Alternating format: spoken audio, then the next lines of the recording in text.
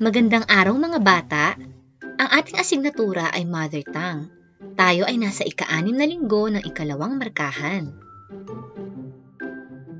Ang ating aralin ay tungkol sa pagkuha ng impormasyon mula sa iba't ibang mapagkukunan, kagaya ng larawan, ilustrasyon, graph at chart.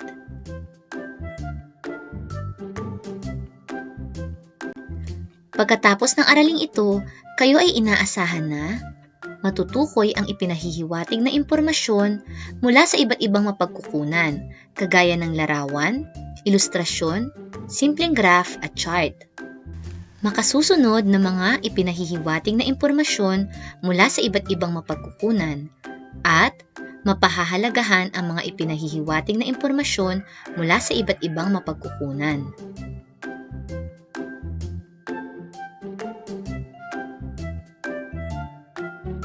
Suriin ang nasa larawan. Isulat sa sagutang papel ang tamang letra na ipinahihiwatig ng nasa larawan. 1. Ano ang nasa larawan? A. Pambabae, B. Pangmatanda, C. Panlalaki. 2. Ano ang nasa larawan? A. Paaralan, B. Parke, C. Simbahan. 3. Ano ang ipinahihiwatig ng larawan? A. Huminto, B. Maglakad, C. Dahan-dahan. Ano ang ibig sabihin ng nasa larawan? A. Magtapon ng basura, B. Mamulot ng basura, C. Bawal magtapon ng basura. 5. Ano ang ipinahihiwatig ng larawan? A. Paradahan, B. Pataas, C. Pababa. Tayo ay magbalik-aral. Pag-aralan ang iba't ibang impormasyon.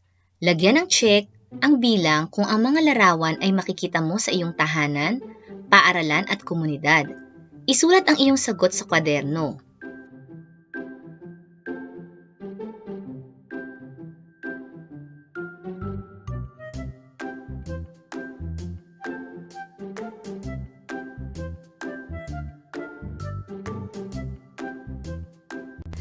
Pag-aralan ang larawan sa hanay A.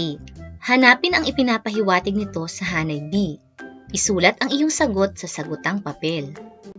Para sa hanay A, narito ang mga larawan. Para sa hanay B, narito ang mga pagpipilian. A. Pambabae, B. Bawal pumasok, C. Maghugas ng kamay, D. Hospital, E. Magkalayo ang distansya.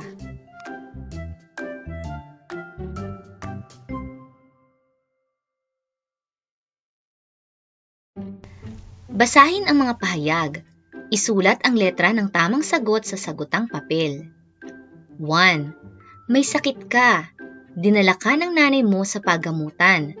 Anong simbolo ang makikita para doon ka magpagamot? 2. Nakasakay kayo ng sasakyan. Alin sa mga simbolo sa daan ang hindi maaaring pumarada?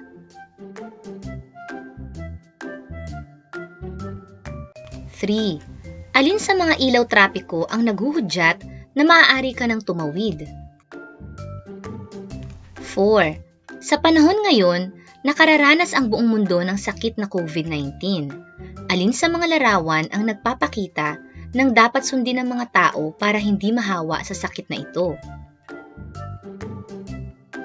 5. Ang ating bansa ay nakararanas din ng pagyanig sa iba't ibang lugar. Alin sa mga impormasyon ang dapat mong isagawa kapag may lindol?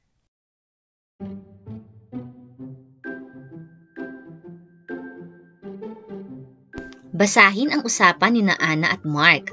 Sagutan ang gawain 1 na nasa ibaba sa kwaderno. Ana, alam mo ba ang mga magagawa mo upang maiwasan ang pagkalat ng COVID-19? Ay, oo, alam ko na iyan, Mark.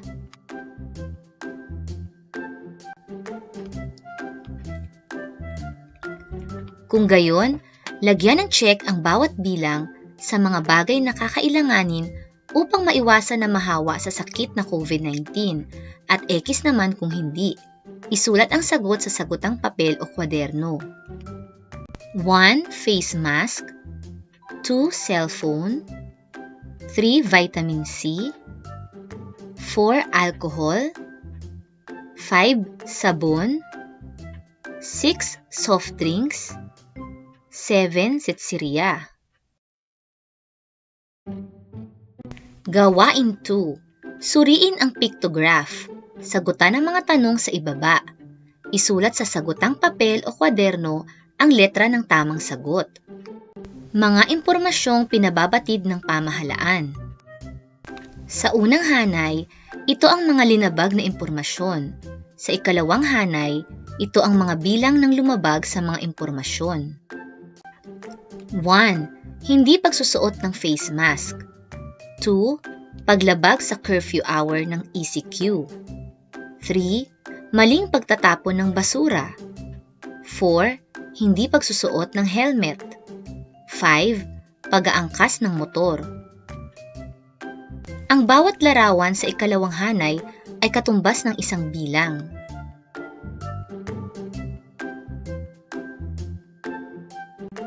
Narito ang mga katanungan. 1. Ano ang pamagat ng pictograph? A. Mga impormasyon. B. Bilang ng lumabag sa impormasyon. C. Mga impormasyong pinababatid ng pamahalaan. 2. Ilan ang bilang ng lumabag sa pagsusuot ng face mask? A. 3. B. 4. C. 5. 3. Alin sa mga nilabag na impormasyon ang may pinakamaraming bilang? A. Hindi pagsusuot ng face mask. B. Pag-aangkas ng motor. C. Hindi pagsusuot ng helmet.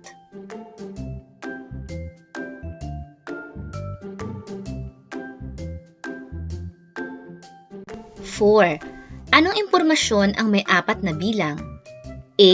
Paglabag sa curfew hour. B. Pag-aangkas sa motorsiklo. C. Maling pagtatapon ng basura. 5. Bakit mahalaga na sumunod sa mga impormasyong pinatutupad ng ating pamahalaan? A. Para sumaya. B. Para mailayo sa kapahamakan. C. Para maging mayaman. Sa murang gulang ay dapat na maunawaan at sundin ang mga impormasyon sa iba't ibang mapagkukunan tulad ng larawan, ilustrasyon, graph at chart sa ating kapaligiran. Madadagdagan din ang ating kaalaman at magiging handa at ligtas sa lahat ng oras at pagkakataon. Para sa unang gawain, tingnan ang nasa larawan. Kilalanin ang mga simbolo na makikita sa bawat bilang ng istasyon. Isulat sa patlang ang bilang ng tamang simbolo. Gawin ito sa kwaderno.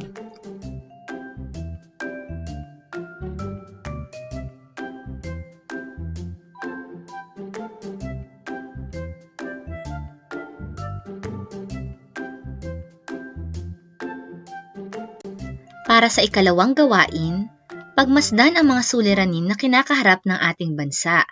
Isulat sa sagutang papel o kwaderno ang letra ng tamang sagot sa mga pahayag sa ibaba. Narito ang mga pagpipilian. A. Coronavirus. B. Bagyo. C. Baha. D. Pagputok ng bulkan. E. Lindol.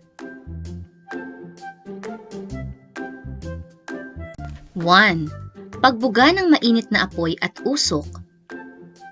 2. Mataas ang tubig sa mga lansangan.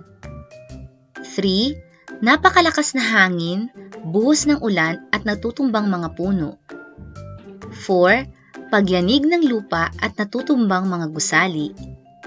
5. Makating lalamunan, may lagnat, mahirap na paghinga at maaaring ikamatay.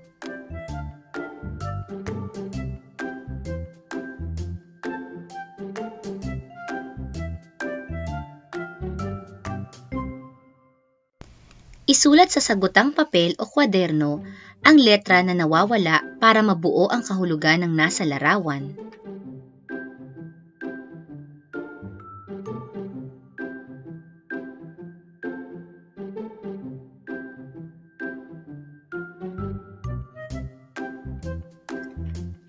B.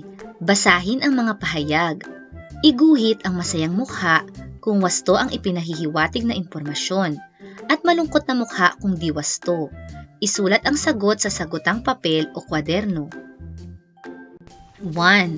Isang paraan para maiwasan ang COVID-19 ay ang palagiang paghuhugas ng mga kamay.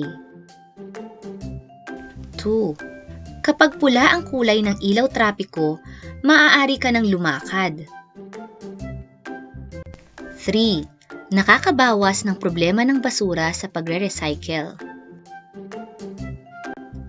4. Ang hindi paggamit ng face mask ay paglabag sa inuutos ng ating pamahalaan.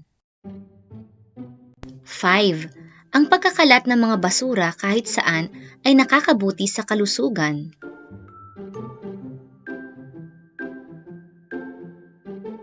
Para sa karagdagang gawain, gumupit ng isang impormasyon tungkol sa suliraning pangkalusugan o pangkapaligiran at idikit ito sa kwaderno.